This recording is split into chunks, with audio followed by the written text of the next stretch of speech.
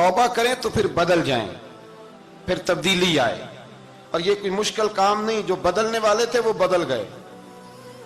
बड़ा कुछ करते थे पर फिर वो लोग बदल गए। हजरत फुजाला रदी अल्लाह ताला अन्हु कहते हैं कि मैं बड़ा दिलदादा था औरतों का, और मेरा माहौल ये था कि मैं कत्ल भी कर लेता था, माज़अल्लाह चोरी भी कर लेता था, और रात मेरी तबीयत थी माज़अल्लाह नई से नई औरत के पास जाना। कहते हैं अबू जाल ने ऐलान किया कि जो नबी पाक अलैहिस्सलाम का सर अक़दस माज़अल्लाह काट के लाएगा, नकले कुफ्र कुफ्र न बाशर, 100 सुर्ख ऊंट इनाम मिलेगा। तो मैंने इरादा कर लिया कि मैं बहुत सारा इनाम हासिल करूंगा।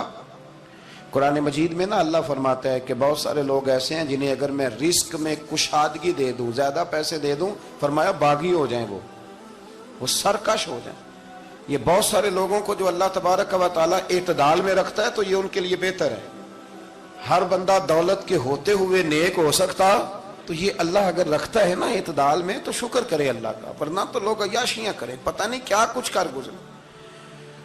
तो हजरत फुजाला कहते हैं कि मैंने खंजर तैयार किया और मैंने बगल में उसको छुपाया, ऊपर मैंने चादर ओढ़ ली। अब मुझे पता था ज़ोहर की नमाज के बाद नबी पाक सल्लल्लाहु अलैहि वसल्लम तवाफ़ काबा के लिए, बैतुल्लाह शरीफ के तवाफ़ के लिए जाते हैं। कहते मैं भी उस तरफ बढ़ा। रस्ते में ना वो खातून जिसके घर मैंने रात आना था, मैंने दरवाजे पे दस्तक दी। मैंने कहा कि तैयार रहना, तैयार रहना, आज मैं बड़े पैसे लेके आऊंगा। उसे मैंने ये कहा और फिर मैं चला गया बैतुल्लाह शरीफ का तवाफ करने। कहते हैं अल्लाह के महबूब भी तवाफ कर रहे थे तो मैंने भी तवाफ शुरू कर दिया। इरादा ये था कि जहां नबी पाक अलैहिस्सलाम मेरे करीब से गुजरेंगे तो मौका पाकर मैं हुजूर के जिस्म अक़दस पर खंजर खोप दूंगा और माज़अल्लाह शहीद कर दूंगा। कहते हैं हुजूर एक दफा भी मेरे पास से गुजरे तो मैं हिम्मत ना कर सका, दूसरी दफा भी पास से गुजरे तो मैं हिम्मत ना कर सका, तीसरी दफा भी गुजरे तो मैं हिम्मत। नबी करीम सल्लल्लाहु अलैहि वसल्लम 2-3 दफा गुजरे तो फरमाते हैं कि मुझे मौका ना मिला, इसलिए कि हुजूर फरमाते हैं अल्लाह ने रोब के साथ मेरी मदद फरमाई, दुश्मन पर मेरा रोब तारी हो जाता है। फरमाते हैं जब चक्कर पूरे हो गए तो महबूब करीम ना छठे चक्कर पे फरमाने लगे फुजाला चक्कर एक रह गया है, बेखबर हो जो गुलामों से वो आका क्या है, एक फेरा रह गया। कहते तवाफ मुकम्मल हो गया तो महबूब मेरे करीब आए, फरमाया वो काम करते क्यों नहीं जिसके लिए आए थे। मैंने अर्ज की या रसूलल्लाह कौन सा काम, कैसा काम? अंदर तो चोर था ना, बांझ फकीरों किसे नहीं मारिया, ए हुई चोर अंदर दा, अंदर चोर था ना। कहते हुजूर ने मुझे कंधे से पकड़ के हिलाया, फरमाया करते क्यों नहीं। जब हुजूर ने हिलाया तो वो खंजर भी पैरों में गिरा और मैं भी रसूलुल्लाह के पैरों में गिर गया। मैंने कहा हुजूर मुझे कलमा पढ़ा दें। कहते हैं हुजूर ने पहले मेरे दिल पे दस्ते मुबारक फेरा, फिर मेरे नबी ने मुझे कलमा पढ़ा दिया। अब ना मुरीद होने वाला कहता है कि जी आहिस्ता आहिस्ता मैं ठीक हो जाऊंगा। अब वो आहिस्ता आहिस्ता का क्या तर्जुमा है ये बिल्कुल समझ नहीं आती। भाई किसी बंदे से 5 लाख रुपया लेना है तो उससे वो कहता है जी मैं आहिस्ता आहिस्ता दूंगा, 500 रुपया दे दिया करूंगा रोज का, तो कहते हैं मेरी रकम खराब होती है, पूरे दो। और नेकी की बात जब आती है तो कहते हैं हजरत साहब दीन इतना सख्त नहीं है, मैं आहिस्ता आहिस्ता ठीक हो जाऊंगा। अब मैं मगरिब इशा पढ़नी शुरू कर दी है मैंने, अब मैं तस्बीह ले ली है, कल मैंने भी आहिस्ता आहिस्ता मैं ठीक हो जाऊंगा। यानी रकम लेनी हो तो वो आहिस्ता आहिस्ता कबूल नहीं है। लेकिन और मकान की रजिस्ट्री अगर करानी हो तो मालिक मकान कहे कि आहिस्ता आहिस्ता करा लो, कहते हैं पैसे पूरे दिए, सवेरे चल और बयान दे। ये क्या बात हुई? यहां ये जो हमारा माहौल था ना, कर लेंगे हो जाएगा, यकीन करें लोग कब्रों में चले गए हैं पर मस्जिदों में नहीं आए।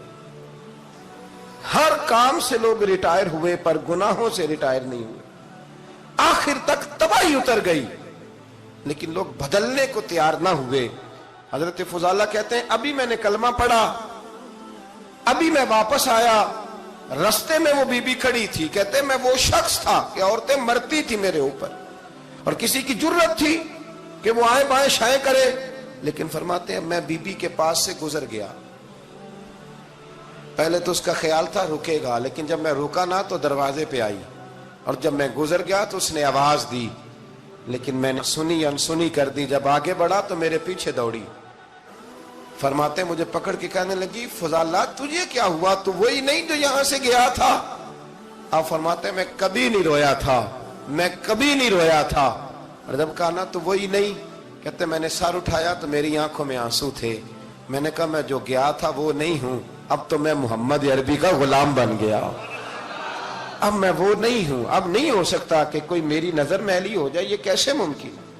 اب نا اسلام کی تعریف ہم نے یہ کی ہے کہ خبردار کوئی ہمارے قریب نہ آئے، ہم کسی کو بات نہیں کرنے دیتے کہ ہم مسلمان ہیں، ہم بات نہیں کرنے دیتے۔ پتہ کیا بات ہے، ایک میری یہ تقریر ہوتی ہے ممبر پہ، اور ایک میرا عمل ہوتا ہے جب میں سفر کرتا ہوں، جب میں گاڑی میں بیٹھتا ہوں، جب میں دوستوں سے ملتا ہوں۔ جب ان دونوں باتوں میں تضاد آتا ہے نا، تضاد، تو لوگ تقریر کو جذبات نہیں کہتے، ایک فن بن جاتی ہے تقریر۔ آپ کو پتہ ہے نا، وائزین نعت خواں کہتے ہیں میں نے محفل لوٹ لی، پھر لوگ شمار کرتے ہیں کتنے لوگوں نے سبحان اللہ کہی، پھر لوگ شمار کرتے ہیں کہ آج 5 بندے روئے بھی تھے جب میں تقریر کر رہا تھا۔ تو پھر یہ فن ہے، یہ جذبات کا اظہار۔ سمجھ لیں بات کو کہ عمل جب آپ نہیں نہ کرتے عمل، تو آپ خود بڑے بے چین رہتے ہیں کہ یار یہ میں کیا کر رہا ہوں، یہ کون سا گورکھ دھندا ہے کہ میرا عمل صفر ہوتا جا رہا ہے۔ ہمارے ایک استاد تھے تو وہ فرمایا کرتے تھے کہ اگر پڑھے لکھے آدمی کو تم بے عمل دیکھو تو اس سے دور ہٹ جایا کرو، ورنہ تمہیں بھی بے عمل کر دے گا۔ میں نے ان سے عرض کی، میں نے کہا حضور یہ کیا ہے؟ تو فرمانے لگے اپنے حضرت صاحب سے پوچھنا، وضاحت کریں گے۔ میں نے حضرت صاحب سے کہا جی عجیب بات کر دی ہے، علم والے بندے کے پاس بیٹھ کے تو علم آتا ہے۔ تو وہ فرما رہے تھے کہ علم والے بندے کے پاس اگر وہ بے عمل ہو تو بالکل نہ بیٹھنا۔ تو حضرت صاحب فرمانے لگے انہوں نے صحیح کہا ہے۔ اب بات بہت بڑی ہے، پتہ نہیں آپ کی سمجھ میں آتی ہے نہیں آتی، بہرحال کر دیتا ہوں۔ پڑھا لکھا بندہ اگر بے عمل ہو تو اس کے پاس، تو میں نے کہا حضور کیوں؟ فرمانے لگے اس لیے کہ وہ اپنی بے عملی پر بھی دلائل دے گا، وہ بے عملی پر بھی دلیلیں قائم کرے گا کہ یہ وجہ ہے تو اس لیے میں ایسے کر رہا ہوں۔ تو چونکہ وہ بے عمل ہے اور ہے پڑھا لکھا، نبی کریم صلی اللہ علیہ وسلم کے غلام نہ پل بھر میں بدل جاتے تھے۔ اور اللہ تعالیٰ بھی نا بڑے موقع دیتا ہے ہمیں، بڑے موقع۔ حضور نے فرمایا جس نے ایمان اور احتساب کی نیت سے روزے رکھے وہ نئی زندگی کا آغاز کرے، اس لیے کہ اللہ نے اس کے پچھلے سارے گناہ معاف فرما دیے۔ میرے نبی کریم علیہ الصلوۃ والسلام نے فرمایا جو شخص بیمار ہو گیا، مریض ہو گیا، اور نسائی شریف میں فرمایا کہ 3 دن تک بستر پہ رہا اور اس نے شکوہ نہ کیا اللہ کا، اور جب وہ شفا یاب ہو کے بستر سے اٹھا ہے نا، تب اللہ نے اس کے پچھلے سارے گناہ معاف فرما دیے۔ اور فرمایا جو حج کرنے گیا، حج کر کے واپس آیا، اللہ کے حبیب فرماتے ہیں یوں سمجھے کہ میں آج ہی ماں کے پیٹ سے پیدا ہوا۔